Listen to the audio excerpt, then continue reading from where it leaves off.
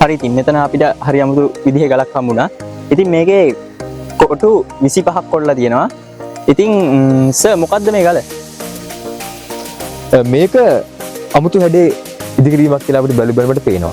ඇත්තට මේකේ තියෙන්නේ මේක පැත්තකට පහ ගානේ පස්වර පහ 25ක් තියෙනවා මේ කොටු කියලා කියන්නේ ඇත්තට මේ පිහිටි ගලක් අරගෙන සිදුරු හාරලා තියෙනවා.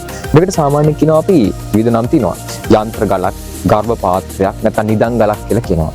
බොහෝ විට බුදු පිළිමයක් වගේද තැම්පත් කරනකොට ඒ පිළිම පිහිටවන්න කලින් පිහිටවන ආසනය යටට මෙන්න මෙහෙම ගලක් සිදුරු බවට පත් කරලා ඒ කියන්නේ මේ විදිහේ වලවල් බවට පත් කරලා තියෙනවා. හැබැයි මේක අපි යන්ත්‍ර ගලක් නැත්නම් ගර්භ පාත්‍රයක් නැත්නම් නිදන් ගලක් කියලා කියන්න හේතුව වෙන්නේ මේක ඇතුලේ යම් වටිනාකම් සහිත ද්‍රව්‍ය තැම්පත් කරන උදාහරණ ගත්තාම පබළු එහෙම නැත්නම් මුතු එහෙම නැත්නම් අර්ධමැණික් වර්ග මහා ලොකු වටිනාකම් තියෙන නිදන් වස්තු කියලා අපිට කියන්නේ අර්ධමැණික් වර්ග තැම්පත් කරලා මේක තව ගලකින් වහලා ඒ උඩ තමයි පිළිම වහන්සේ නමක් තැම්පත් කරන්නේ. ඉතින් අපි අනිත් පැත්තෙන් කියන්න ඕනේ නිදන් වස්තු තැම්පත් කරනවා කියන අදහස මත පිටලා විනාශ කරන්න කිසිම කෙනෙක් පෙළඹිය යුතු නෑ. මොකද මහා ලොකු වටිනාකම් සහිත නිදන් වස්තු තැම්පත් කිරීමක් නෙමෙයි වෙන්නේ.